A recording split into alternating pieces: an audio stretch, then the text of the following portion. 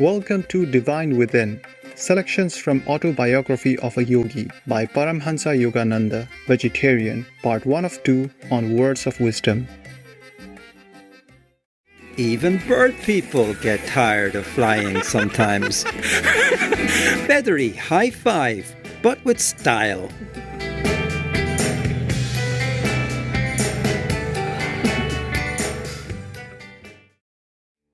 Since its first publication in 1946, the book Autobiography of a Yogi has inspired countless truth seekers around the world. In particular, it was through this book, originally written in English, that many Westerners were introduced to the teachings of meditation and Kriya Yoga. The autobiography contains the exceptional life story of the renowned Indian yogi and enlightened master, Paramahansa Yogananda, Vegetarian, who was born in 1893. In its pages are Yogananda's candid and beautifully expressed accounts of his encounters with many saints and yogis during his youth, about meeting his master Sri Yukteswar, Vegetarian, and training for 10 years under his guidance, and about his coming to the United States of America in 1920. Other highlights from this autobiography are Yogananda's memories of his master's master, the venerated Lahiri Mahashaya, Vegetarian, as well as his meeting with the enlightened master and immortal saint Mahavatar Babaji, Vegetarian.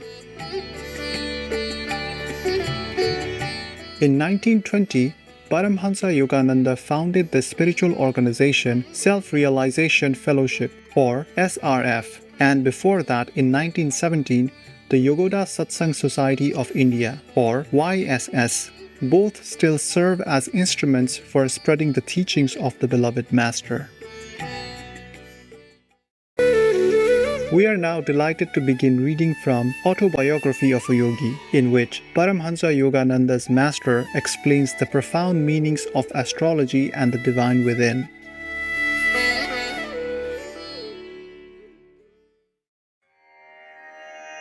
Chapter 16, Outwitting the Stars. Mukunda, why don't you get an astrological armlet? Should I, Master? I don't believe in astrology. It is never a question of belief.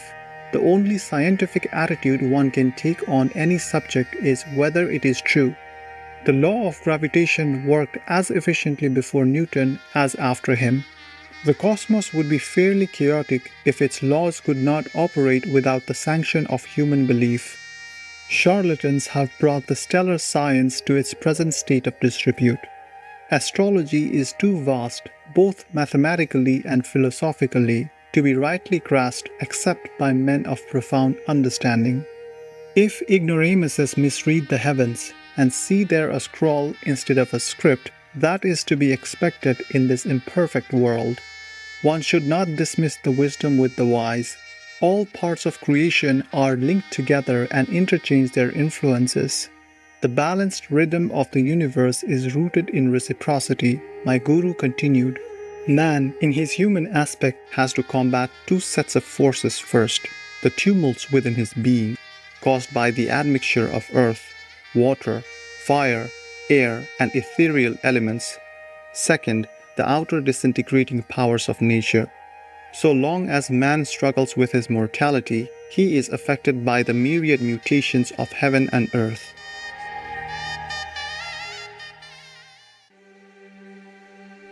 Astrology is the study of man's response to planetary stimuli.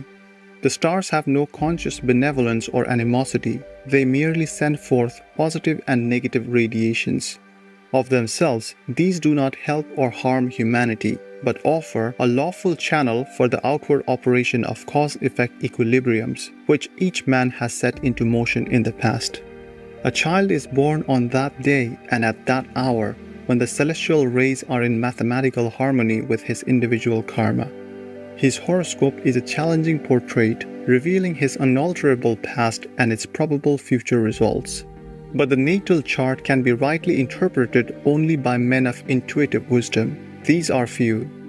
The message boldly blazoned across the heavens at the moment of birth is not meant to emphasize faith, the result of past good and evil, but to arouse man's will to escape from his universal thraldom. What he has done, he can undo. None other than himself was the instigator of the causes of whatever effects are now prevalent in his life. He can overcome any limitation because he created it by his own actions in the first place, and because he has spiritual resources which are not subject to planetary pressure. Superstitious awe of astrology makes one an automaton, slavishly dependent on mechanical guidance. The wise man defeats his planets, which is to say, his past, by transferring his allegiance from the creation to the Creator. The more he realizes his unity with spirit, the less he can be dominated by matter. The soul is ever free. It is deathless because birthless. It cannot be regimented by stars. Man is a soul and has a body. When he properly places his sense of identity, he leaves behind all compulsive patterns. So long as he remains confused in his ordinary state of spiritual amnesia, he will know the subtle fetters of environmental law. God is harmony. The devotee who attunes himself will never perform any action amiss. His activities will be correctly and naturally timed to accord with astrological law. After deep prayer and meditation, he is in touch with his divine consciousness. There is no greater power than that inward protection. Then, dear Master, why do you want me to wear an astrological bangle? I ventured this question after a long silence, during which I had tried to assimilate Sri Yukteswar's noble exposition. It is only when a traveler has reached his goal that he is justified in discarding his maps. During the journey, he takes advantage of any convenient shortcut. The ancient rishis or sages discovered many ways to curtail the period of man's exile in delusion. There are certain mechanical features in the law of karma which can be skillfully adjusted by the fingers of wisdom. All human ills arise from some transgression of universal law. The scriptures point out that man must satisfy the laws of nature while not discrediting the divine omnipotence. He should say, Lord, I trust in Thee, and know Thou can help me, but I too will do my best to undo any wrong I have done. By a number of means, by prayer, by willpower, by yoga meditation, by consultation with saints, by use of astrological bangles, the adverse effects of past wrongs can be minimized or nullified. Just as a house can be fitted with a copper rod to absorb the shock of lightning, so the bodily temple can be benefited by various protective measures. Ages ago, our yogis discovered that pure metals emit an astral light, which is powerfully counteractive to negative pulls of the planets. Subtle electrical and magnetic radiations are constantly circulating in the universe.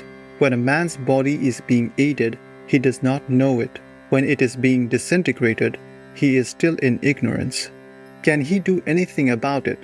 This problem received attention from our rishis, or sages. They found helpful not only a combination of metals, but also of plants and, most effective of all, faultless jewels of not less than 2 carats. The preventive uses of astrology have seldom been seriously studied outside of India. One little known fact is that the proper jewels, metals, or plant preparations are valueless unless the required weight is secured, and unless these remedial agents are worn next to the skin. Sir, of course, I shall take your advice and get a bangle. I am intrigued at the thought of outwitting a planet. Chapter 16. Outwitting the Stars. For general purposes, I counsel the use of an armlet made of gold, silver, and copper, but for a specific purpose, I want you to get one of silver and lead. Sri Yukteswar added careful directions. Guruji, what specific purpose do you mean? The stars are about to take an unfriendly interest in you, Mukunda. Fear not, you shall be protected. In about a month, your liver will cause you much trouble. The illness is scheduled to last for 6 months, but your use of an astrological armlet will shorten the period to 24 days. I sought out a jeweler the next day and was soon wearing the bangle. My health was excellent. Master's prediction slipped from my mind. He left Serampur to visit Benares. 30 days after our conversation, I felt a sudden pain in the region of my liver. The following weeks were a nightmare of excruciating pain. Reluctant to disturb my guru, I thought I would bravely endure my trial alone. But 23 days of torture weakened my resolution. I entrained for Benares. There, Sri Yukteswar greeted me with unusual warmth, but gave me no opportunity to tell him my woes in private. Many devotees visited Master that day, just for a darshan, or glimpse of a holy one to receive blessings. Ill and neglected, I sat in a corner. It was not until after the evening meal that all guests had departed. My guru summoned me to the octagonal balcony of the house. "You must have come about your liver disorder." Sri Yukteswar's gaze was averted. He walked to and fro, occasionally intercepting the moonlight. "Let me see. You have been ailing for 24 days, haven't you?" "Yes, sir." "Please do the stomach exercise I have taught you." "If you knew the extent of my suffering, Master, you would not ask me to exercise." Nevertheless, I made a feeble attempt to obey him. "You say you have pain, I say you have none. How can such contradictions exist?" My guru looked at me inquiringly. I was dazed and then overcome with joyful relief. No longer could I feel the continuous torment that had kept me nearly sleepless for weeks. At Sri Yukteswar's words, the agony vanished as though it had never been. I started to kneel at his feet in gratitude, but he quickly prevented me. "Don't be childish. Get up and enjoy the beauty of the moon over the Ganges." But Master's eyes were twinkling happily as I stood in silence beside him. I understood by his attitude that he wanted me to feel that not he, but God had been the healer. I wear even now the heavy silver and lead bangle, a memento of that day long past, ever cherished when I found anew that I was living with a personage indeed superhuman. On later occasions, when I brought my friends to Sri Yukteswar for healing, he invariably recommended jewels or the bangle, extolling their use as an act of astrological wisdom. I had been prejudiced against astrology from my childhood, partly because I observed that many people are sequaciously or blindly attached to it, and partly because of a prediction made by our family astrologer: "You will marry 3 times, being twice a widower. You may as well be resigned to your fate," my brother Ananta had remarked. "Your written horoscope has correctly stated that you would fly from home toward the Himalayas during your early years, but would be forcibly returned. The forecast of your marriages is also bound to be true." A clear intuition came to me one night that the prophecy was wholly false. I set fire to the horoscope scroll, placing the ashes in a paper bag on which I wrote, "Seeds of past karma cannot germinate if they are roasted in the divine fires of wisdom." I put the bag in a conspicuous spot. Ananta immediately read my defiant comment. "You cannot destroy truth as easily as you have burnt this paper scroll." My brother laughed scornfully. "It is a fact that on 3 occasions before I reached manhood, my family tried to arrange my betrothal. Each time I refused to fall in with the plans, knowing that my love for God was more overwhelming than any astrological persuasion from the past." The deeper the self-realization of a man, the more he influences the whole universe by his subtle spiritual vibrations, and the less he himself is affected by the phenomenal flux. These words of Masters often returned inspiringly to my mind. Occasionally, I told astrologers to select my worst periods according to planetary indications, and I would still accomplish whatever task I set myself. It is true that my success at such times has been accompanied by extraordinary difficulties, but my conviction has always been justified. Faith in the divine protection and the right use of man's God-given will are forces formidable beyond any the inverted ball can muster. The starry inscription at one's birth, I came to understand, is not that man is a puppet of his past. Its message is rather a prod to pride. The very heavens seek to arouse man's determination to be free from every limitation. God created each man as a soul, dowered with individuality, hence essential to the universal structure, whether in the temporary role of pillar or parasite. His freedom is final and immediate, if he so wills. It depends not on outer, but inner victories. For more information, please visit Project Gutenberg at gutenberg.org. Vegan for my body and mind, the animals and the future. It's a decision that is in our control and everyone benefits. Dustin Watton, vegan. Awesome viewers, thank you for spending time with us for today's words of wisdom.